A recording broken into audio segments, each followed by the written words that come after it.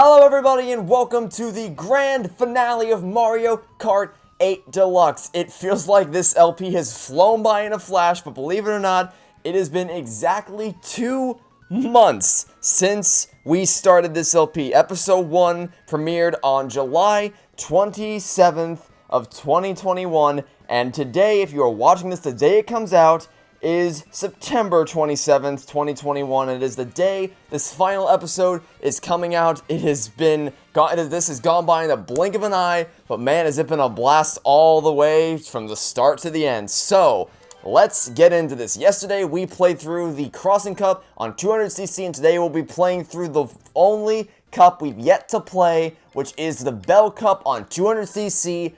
And we're going to be kicking it old school by coming full circle and finishing things the exact same way we started, by playing as Mario and playing with the standard cart with the standard wheels and the super glider. Here are the stats, and one final time we're going to make sure that smart steering and auto acceleration are indeed disabled. And so, without further ado, let's dive into the final cup we're going to be playing in this entire LP, in terms of the main Grand Prix, the Bell Cup. Let's do this.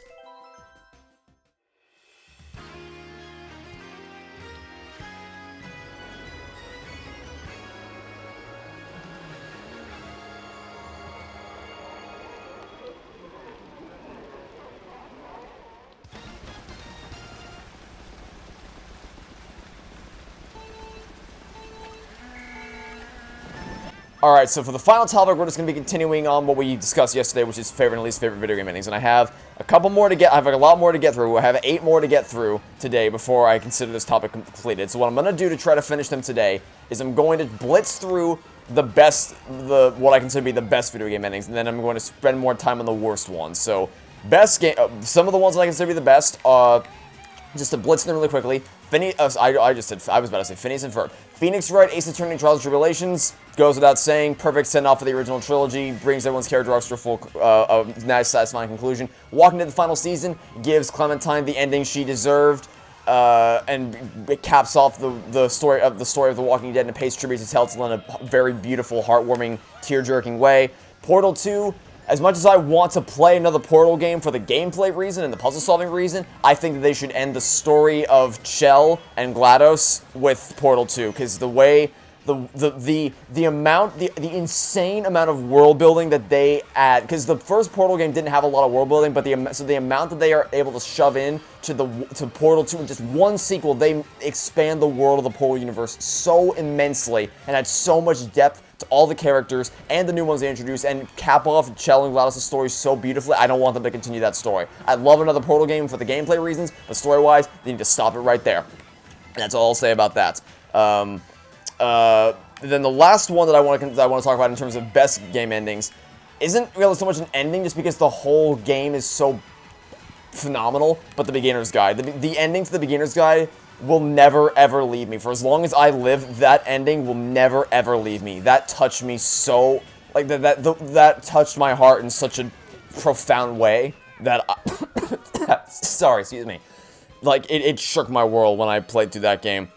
There's so much, because that game seems tailor-made to get into the mindset of a creator, and like being someone who creates things and is in this kind of content creation field, to play through that game and see all the message it was trying to tackle and the ways it communicates its ideas and the story of the two characters and how it all builds to that one final reveal shook my whole world in a way that I could never have expected. It was groundbreaking, and if you have not played the Beginner's Guide, goddammit, go play it right now. I'm not even kidding you. It is like top 20 games I've ever played. It's remarkable. Anyway, those are the best video game endings that I didn't cover last time.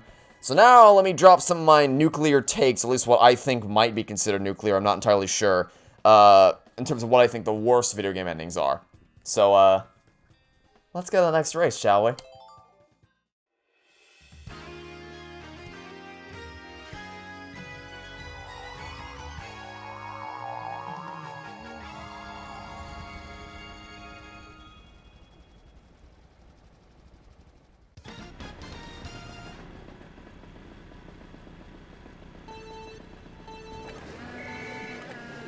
So the first one may not be as nuclear as some of my later ones, but I do still think it might be bit controversial. Budget cuts 2. Look, I love the budget cuts duology with all my heart. I honestly was really surprised by how much I ended up enjoying those games, and they easily make it into my top 15 games ever made.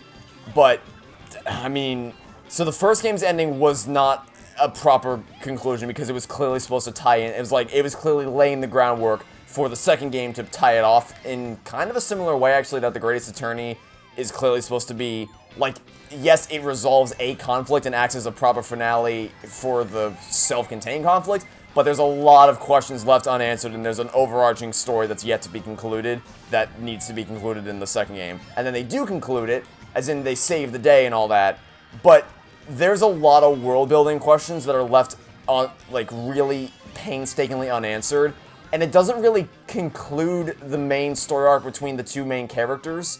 It doesn't really do anything with that. It just kind of, like, so you have the final battle, which is awesome, and then the game just ends with you walking outside into a white skybox, essentially, and then you don't see what becomes of the world afterwards. You don't see how the world is changed by the events of these games. There's no, like, final goodbye between you and the person you're talking to. It just felt really anticlimactic, and I really, really don't like how it ended. I mean, I love the two games gameplay-wise, and I still think the story is, by and large, really well written. It's just that ending really, really don't like that ending.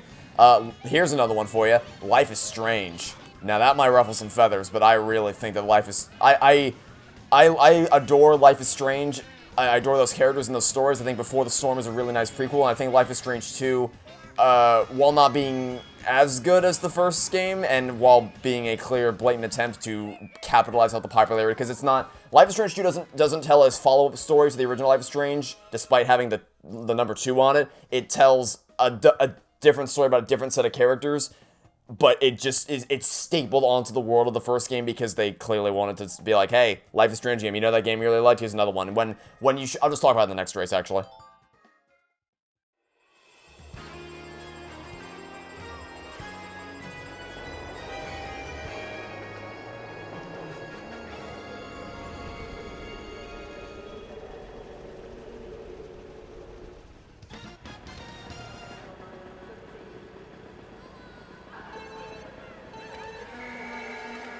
Put it this way, if you slapped a different name on Life is Strange 2, no one would notice because it doesn't follow up the story of the first game, but they wanted to put that name on it so that it would sell more copies, which, whatever. I mean, it still tells a good story, it just doesn't, like, I feel like it just doesn't tie in very nicely with the overarching, like, it's a good game, which is not a good Life is Strange game, to put it that way, by which I mean, it tells a great story with really compassionate characters.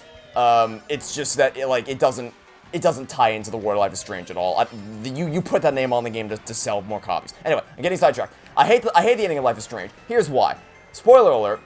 The ending of that game is a choice. You either... Because the whole point of the game is that it's revealed that basically Chloe, her destiny is to die, which is why the tornado's coming to rip apart Arcadia Bay. So your choice is either you rewind time to the start of the game and let Chloe die, which is the catalyst of the whole game, is you save Chloe's life at the beginning of the game, but then the universe keeps trying to kill her and you keep saving her. So your choice is either go back to the beginning of the game to let Chloe die and save everyone else, or don't rewind time, let the tornado wipe out Arcadia Bay, and then you and Chloe live happily ever after. Problem is, no matter what you choose, you're essentially nullifying something from earlier in the game, because if you rewind time to the start of the game, then nothing you ever did in that game matters at all, because you're literally teleporting to the beginning of the game, and every meaningful relationship you build with any of the characters, any choice you made, is rendered completely and utterly meaningless. If you choose to kill Arcadia Bay, then it's also meaningless, because any character relationship you built with anyone that's not Chloe means diddly-do, and how the hell did you pass me? Okay, that was interesting. Then on top of that, you have the issue of there is no resolution with you and Chloe because you just drive off. And that's it. It's really, really, I don't know what the hell they were thinking with that ending. Even if the whole final episode is just padded to the max, I don't know what the hell went wrong with that final episode, but I really like Life is Strange ended. Now here's where I might really ruffle some feathers, and I don't know if I'm going to be able to get through both of these games in the final race, but I'm going to try my damnedest, because, oh boy, do I have some things to say.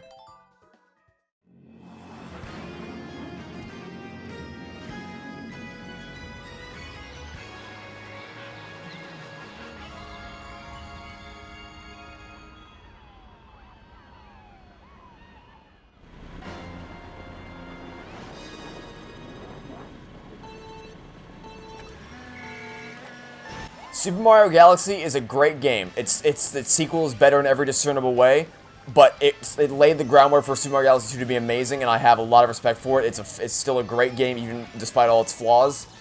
But good God Almighty, what the hell were they thinking with that ending? I don't know what they want you to think happens in that ending, but I've never liked it.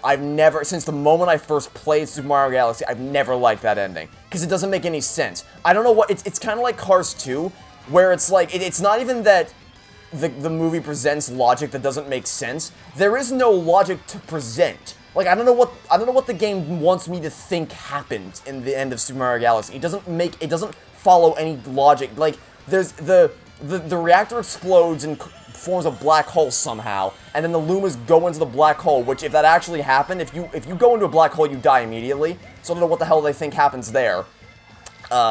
So that, and then like they form a singularity which destroys the universe, except that they then reset the universe. I don't know what the hell they were thinking, but it was not a good idea. That I've never, since the moment I first played that game, I've never ever liked that ending. Okay, well, anyway, yeah, so that's the one I really want to talk about because I feel like that's the one that might ruffle the most amount of feathers. But the other one I want to mention is Bendy and the Ink Machine. Because the ending of that game is literally, it was all a dream, woo! Like, the main character essentially wakes up from the dream at the end, or not wakes up from the dream, but it was all in his imagination, essentially, and nothing you did throughout the course of the game mattered at all. And that's just the laziest cop-out ending you could ever imagine. And the thing that makes it worse is I think it was done because people because there was a voice line that was found that seems to imply that Joey Drew was supposed to become Bendy by the end of the game. But I think what happened is they saw that people reacted that way, they saw that fans predicted that ending, and then they changed the end of the game to something that they couldn't possibly predict, and in the course of doing so, made the ending even completely incomprehensible and terrible and ruining the entire thing.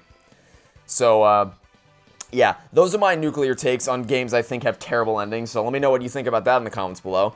But with that, we have played through all the Mario Kart 8 Deluxe Cups. I'm gonna replay through the Bell Cup really quickly just so I can, show off that, but, we've played through them all.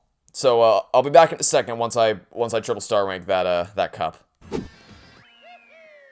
There we go.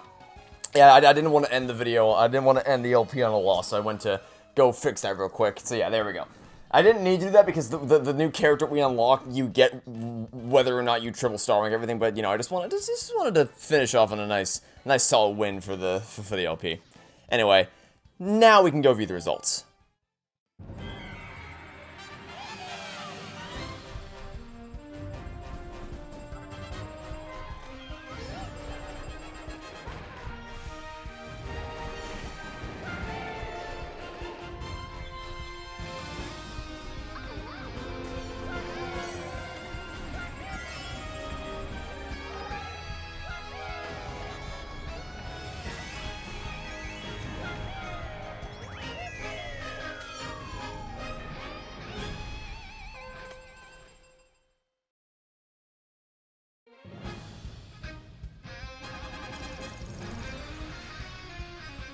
And there is our triple star ranking, and now we can view the special credits, the credits that only play once you complete everything in the game to 100% completion, once you complete every single Grand Prix in the game, from 50cc to 100cc to 150 to mirror mode to 200cc, once you complete everything, then you get these special credits that only play once. I don't even think you can trigger these again after you beat it the first time. So you may be wondering, well, how did you get it? Well, because the thing you're seeing right now is not what I have on my screen right now. You have on your screen right now is what I watched when I went to go exit out of the once I proceeded through the results screen to go replay it again to get the triple star ranking. So you're seeing this as I'm talking. I'm just staring at the main menu right now, but what you guys are seeing is the credits. I want to play these for you guys and talk about the LP for a little bit. So I don't have much to say because there's not much substantive things that I have. I've never really taken the time to clinically analyze the Mario Kart games as I have with other things, because usually when I finish a game, The credits are as an opportunity for me to sit back, relax, and kind of break down what we played, break down the story and the characters and the gameplay and every little bits and bob here along the way, and talk about what worked, what didn't, what could have been better, etc., etc. I don't really have much to say here because it's Mario Kart. It's just a fun time, so I don't really have much clinical analysis to give on the finer mechanics of how it all works. So, I guess I can say that, in terms of whether or not I like this more than Mario Kart Wii or not, I don't really have an answer, because Mario Kart Wii is probably closer to my heart, just because I played it a lot when I was a kid, and I definitely have made a lot of great memories playing it with family and friends, whereas I haven't played this game as much with other people. I've mainly, whenever I have friends or family over, usually we always want to play Mario Kart Wii instead, so this is more just one that I've played by myself, which is fine, but I guess I just don't really have the more personal connection to this one, but in terms of which one is the better game, obviously graphically this one's superior in every discernible way, and no one's going to deny that. But in terms of raw mechanics and gameplay, I don't really know if I could pick one, because, fundamentally the gameplay is the same across all the Mario Kart games. It just, I guess what it comes down to in terms of what Mario Kart, how you rank Mario Kart games, is the control of the car, the levels themselves. Because other than that, it's still fundamentally the same kind of racing between all the levels, or between all the different games. So I guess that will be what it comes down to, is how the karts and bikes handle, how the quality of the courses throughout them, and I guess any new gimmicks along the way. So for instance, this game has anti-gravity, which isn't really something that I think is good or bad, because it's just kind of like, it's just, the courses would function perfectly fine without their inclusion, so it's kind of like, it's there to look cool for promotional material, but it's not really something that needs to be there.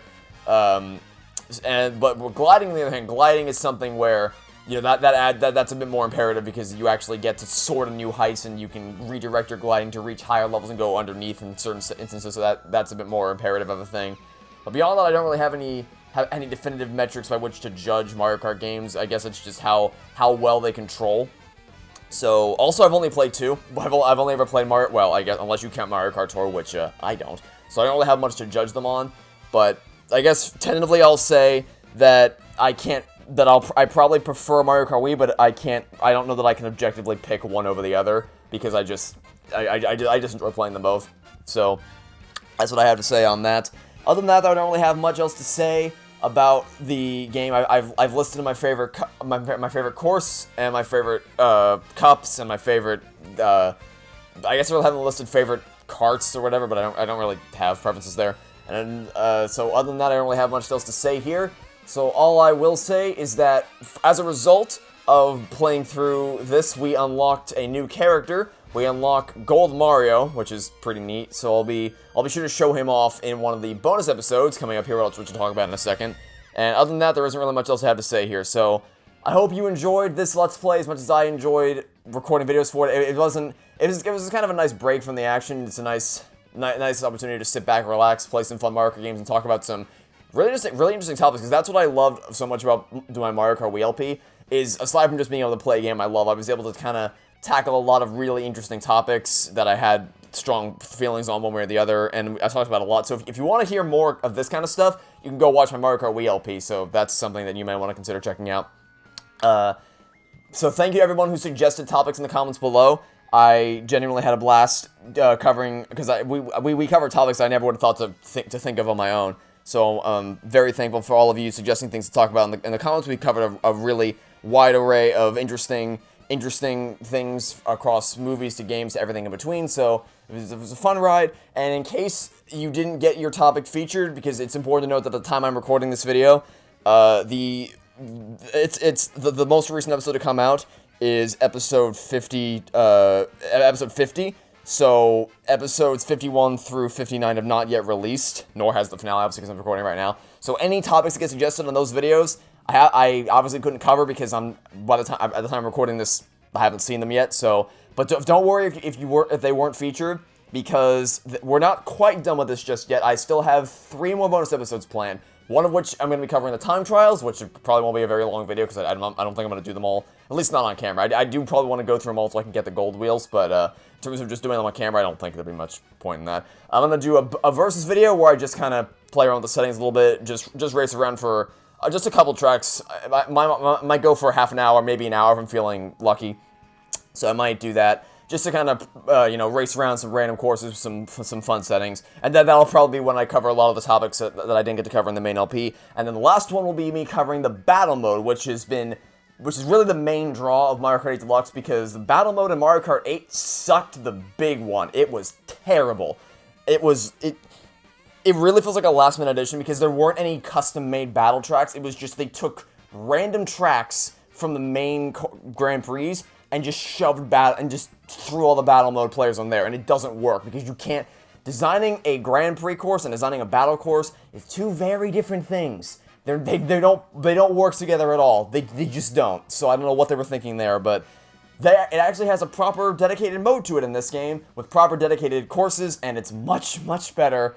So I'm excited to check it out, because I'm honestly, truth be told, I know it's better because it literally has to be better, but I've never actually played it myself, so I'm excited to give it a shot and see what it's all about, because I had a lot of fun playing. Fun fact about me is I only played battle mode for the first, half a year that I owned Mario Kart Wii. I never even touched the main versus races for a long time. I only played battle mode, so it's kind of interesting about that. So, yeah, we'll see how it is. But other than that, those are the 3 bonus episodes I have planned. I'm going to cover as many of your topics as I can, because I'm going to wait to record those bonus episodes until the finale goes up, so I can collect all the topics that are yet to be suggested, and then bundle them up into those final couple episodes. So that's the game plan moving forward. Thank you all for watching this LP. We're not quite done yet, but we are done with the main Grand Prix.